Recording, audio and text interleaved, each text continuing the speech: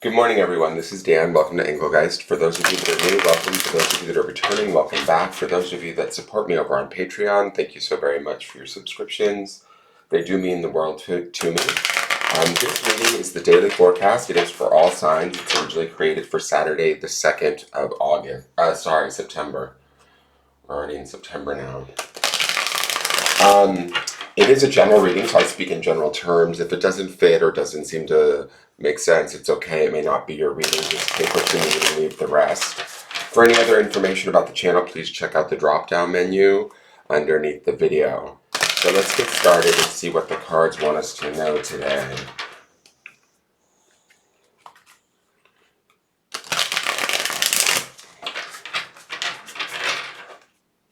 I'm kind of digging this new deck. It's really pretty. It's called the Star Seeker. I got it off of Etsy, and I just like it a lot. So our card for the day, Pisces energy, the moon. So it is major arcana. The moon is oftentimes, like, to me, people see the moon as a fearful card, right? Because it's a card of the unknown. It's like having to trust one's intuition. It makes me think of yesterday's card. We had that Four of Cups, and we did just have the full moon in Pisces. And this moon card is associated with the signs of Pisces and Cancer, right? The water signs. So it's an extremely emotional, intuitive card. It's about trusting the truth of one's knowing rather than maybe what's being shown to us or what appears at the surface. Underneath the surface is kind of what lurks in the darkness, and that's where the scary part of the moon card comes from. I'm not necessarily ever afraid of the moon card. The moon card to me always represents seeking out that deeper truth within us, that wisdom, that intuition, that sometimes emotional truth too, because it is represented by both Cancer and Pisces. I feel like, and maybe it's the design of this card or the art of this card, I feel like it's been a long road for us to get to this point. And I hate to say this, but for those of you that feel that same feeling or have been experiencing that long road, it feels like the road's not quite over yet. It looks like to me, when I look at this moon, this is a rather dark moon card in the sense that it is kind of hard to see which direction to go. What's the right direction? And we see these two trees on either side of the card. It's almost like, do I choose left or right? Do I choose right or wrong? If I make this decision, how will it change the outcome of where I'm heading or what's going on or how I want the situation to be? But I think that this is a pivotal point. This being the moon card, it is major arcana. It's a big decision between these two trees, so to speak. It is a big decision that we need to make ourselves, like being fully reliant upon ourselves and our own intuition, our own internal guidance around this decision or this path we may choose to take. And it may be rather unknown because the moon represents that energy of sort of going out onto the unseen path or the not quite so clear path and trusting the guidance that's being given to us moment by moment in the dim light of the moon, right? And so we need to be listening more closely probably to our internal wisdom right now, more so than anything, as we are making our decisions. And don't let the decisions, I'll say this, because this is major arcana, if these decisions feel big and the bigness of them scare you, and that's where the kind of indecision or uncertainty that the moon brings with it comes in, don't let that scare you off of making this decision or these choices in whatever matter is at hand or whatever it is that you're dealing with. Your internal guidance is correct. My feeling with the moon is that we need to align with it, trust it, and then just kind of fully commit to it. There's power in the moon. It's not oftentimes more of an intuitional sort of spiritual power, but it is trusting kind of our instincts or our emotions, our intuitions around a situation rather than maybe what people are saying to us or what's being shown to us. Let's look at the Archangel Michael Sword of Light Oracle card. It is card number 43, which is a 7. And it says, your vibration is rising. This is a time of great spiritual growth for you. You are evolving to occupy a higher energetic frequency.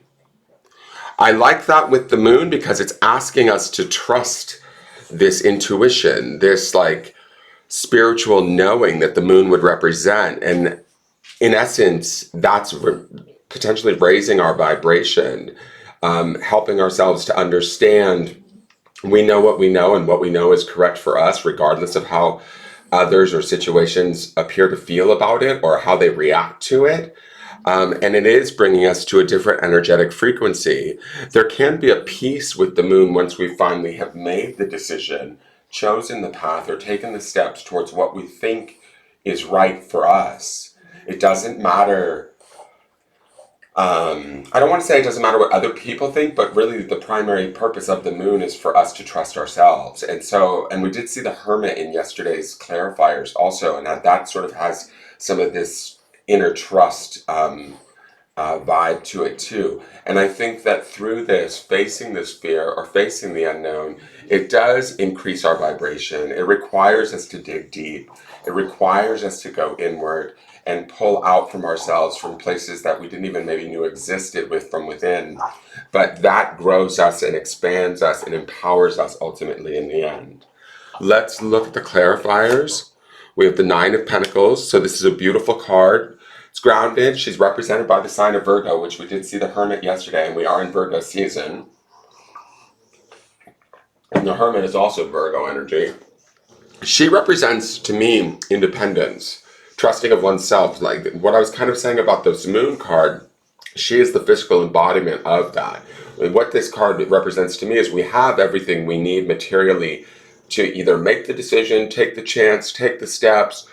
It's like trusting our intuition or our emotions to move forward. That's maybe, I don't want to say blocking us, but causing us to contemplate, halt, pause, weigh things out. The 9 of Pentacles says we will be successful, and we'll do this on our own. This is a card of successful independence. The next card is the 5 of Cups. This is about sadness of the past, regret. This could be something to do with this decision that I feel like is between these two trees. We saw the 3 of Swords yesterday. This sort of feels like almost like a similar themed story, in essence, like those of you that are dealing with loss or regret, betrayal of some sort, working your way through those feelings and understanding that there's a new chapter that happens. 5s are transitory. We are strong and standing in our own power. We have the capability to see this through. We need to trust what we're feeling and what is guiding us and as we do so, remember that our vibration is rising. Yesterday's card was that Archangel Michael was at work on the problem with us. We need to remember that too, that not only is our higher self at work, which would be that intuition of the moon, but our guides, angels, all of those energies or entities are there to help support us during this time. Feeling through the emotions and honoring them during this time, especially with this full moon being in Pisces, is completely acceptable because it allows us to then not only accept things for where they're at, but also that from there we can make informed decisions that fit us or suit us better and trust those decisions. And that's kind of what the moon is requiring of us or asking us to do at this time. The last card is the 4 of Pentacles. So this can sometimes be a card of being miserly or stingy, holding on to something a little too tightly. There can be an aspect of that to this, and that's maybe why the moon feels a little bit conflicted to me. We might be holding on to a past ideal or past outcome that we thought was going to happen, and that's where the sadness of this 5 of Cups comes in. But 4s can also be about foundational security, right? Stabilization. And I like that this is Pentacles with the 9 of Pentacles here. It does say that even though we might be dealing with a lot of emotional stuff right now, we are secure to deal with it. That's kind of my feeling with this 4 here being present. We could be setting a new foundation for how we see ourselves, how our vibration rises, what we're capable of growing, completing, owning, having in our life, even in the midst or the face of adverse situations of the past that we might still be processing through or facing, dealing with, letting go, right? Let's look at the grounding stone for the day.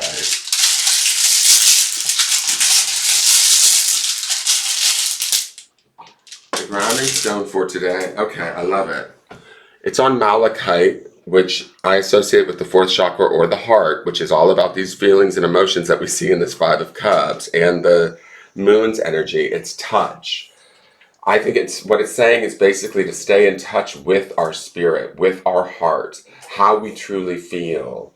Even if there's a little bit of sadness, remorse, regret, because of this Five of Cups being here, it's okay to have those feelings and process through them, and then begin to move forward, making the decisions, maybe moment to moment, decision to decision, as the path clears for us, if that makes sense.